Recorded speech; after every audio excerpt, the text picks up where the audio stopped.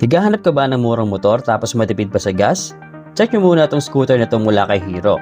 This is the Hero Zoom 110.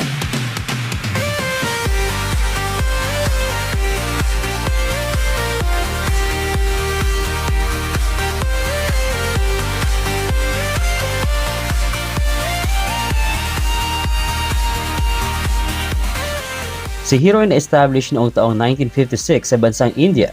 Nagsimula sila sa paggawa ng mga bisikleta noon, hanggang sa makayanan na rin nilang makagawa ng sarili nilang motorsiklo eventually. Taong 1984 nga ay nakipag-join sa Hero kay Honda.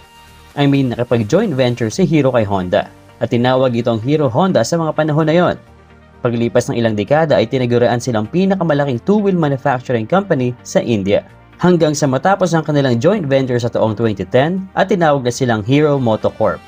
And for the longest time until now, Hero Motocorp is the #1 motorcycle brand in India. It is such a big pleasure na mapaunlakan tayo na masubukan itong isa sa mga motorcycle units na Hero.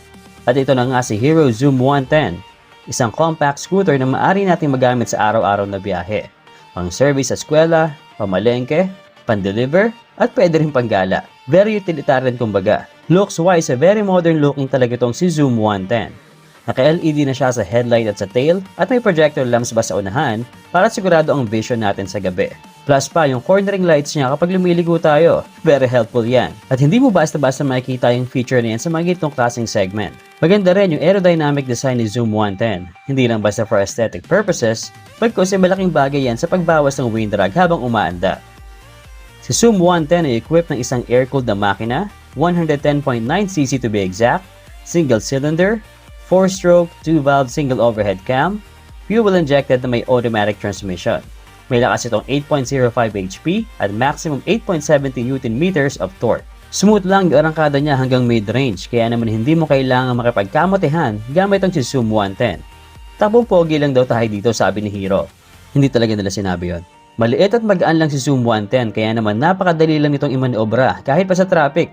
Ito yung mga tipo ng motor na di mo pagsasawang sakyan. Kahit gamit-gamitin mo mayat maya, kahit paulit-ulitin, may lakad mong pabigla-bigla, kahit panahon man ipabadya-badya o may biyaheng hindi sinasadya, kayang-kayang mapuntahan, malayo man o kung saan. Ma-stuck man sa traffic, panis lang yan. May kamote man dyan na bida-bida, pero kamay naman nila'y mamaga-maga. Takbong pogi ka pa din, o diba? Kasi chillax ka lang, papiga-piga. In short, madali lang gamitin itong si Zoom 110. Daming ebas no? Bakit nga ba siya madaling gamitin? Simple lang. Bukod sa very Pinoy-friendly yung seat height niya, napakagaan lamang ng scooter na to. Kaya-kaya nga siyang buhatin ng maraming tao. Naka 12 inches Euro grip na nga pala ang gulong ni Zoom 110, 90/90 sa harap at 100/80 naman sa likod. Telescopic fork sa front shock, single shock sa rear, at naka-integrated braking system na ang preno niya, or what we call combi brake system. Disc brake sa harap habang drum brake naman sa likod. Very commendable ang kanyang ground clearance na may sukat ng 155 mm. Laking bagay din yan para iwas side sa matataas na humps o malulubak na daan. Pero para mas makasigurado, huwag ka nang dumaan sa malulubak. Si Zoom 110 na may fuel capacity na 5.2 liters. Malaking tangke na yan kung tutuusin. At sa fuel consumption naman ay kaya niyang makakonsumo ng more or less 50 kilometers per liter. Tipid, di ba? Pero syempre, nakadepende pa din naman yan sa pagmamaneho natin, sa road condition, traffic situation, at load natin sa biyahe. Ilan pa sa mga cool features ni Zoom 110 ay ang kanyang idling stop and start system. Although, medyo iba nga lang yung behavior ng feature na to in comparison sa mga counterparts niya. But nevertheless, okay na din naman. Naka-digital gauge na ang kanyang instrument panel, may basic switches, USB charging port, foldable na utility hook, malawak na floorboard, meron na din siyang bulsa, electric and kickstarter, grab bar, malambot na upuan, at under seat storage na may ilaw pa sa loob. Galing, di ba? And syempre, meron na din siyang phone connectivity for call and text alerts. Very helpful yan, lalo na dun sa mga palaging may ine-expect na tawag o text sa kanila. That is very commendable. Hero Zoom 110 is not a perfect scooter.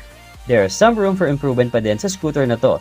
Pero isipin nyo, para sa price point niyang 69,900 pesos lang naman, sulit ka na sa scooter na to.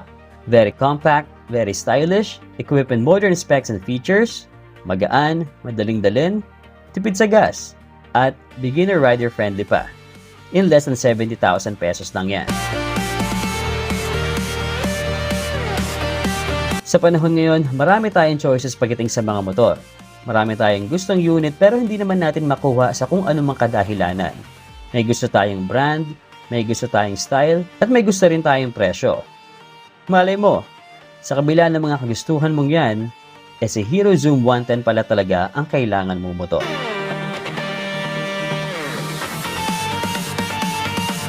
Maraming salamat muli, Hero Motocorp, para sa pagkakataong masubukan itong si Hero Zoom 110. Special thanks to Premium Gears for our riding jersey and to Mukem Helmet Philippines for our helmet. Make sure to follow our Facebook page for updates, subscribe to our YouTube channel, hit the bell. B-Boy Alan the Hero Prespeto Agulong na nag-iwan ng mga katagang hindi na baling maging poging makakalimutin. Basta ang mahalaga, pogi ka.